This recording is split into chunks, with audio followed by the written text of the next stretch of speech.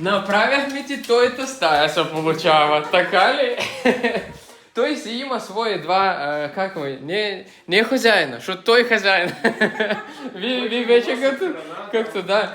Вие там си като обслужващи персонал, така ли? Шегувам се. Завършихме още един обект.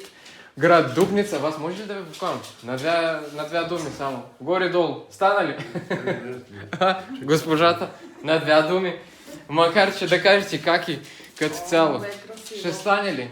Да. Защото се опитваме да го виждате ли как, да го разширим, да го направим за всичките, да успяваме и накрая да става.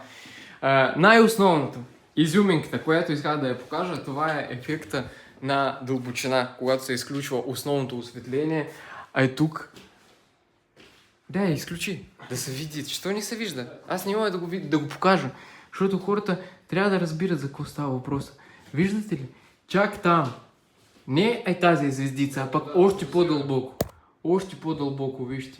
А и това нещо, и този ефект, чисто случайно се получи. Това не е измислено от мене.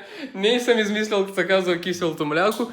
Просто случайно се получи. А и така, едното платно и второто. Не, ама това и ваша идея беше. Нали така?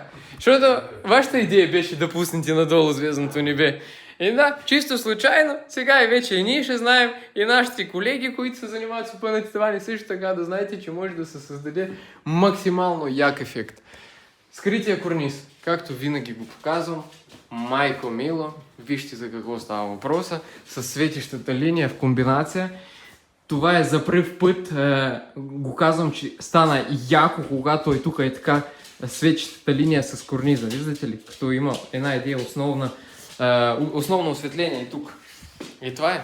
Държим линия, опънати тавани за вашия дом, стараем се, правим като за мама и за тати. Държим.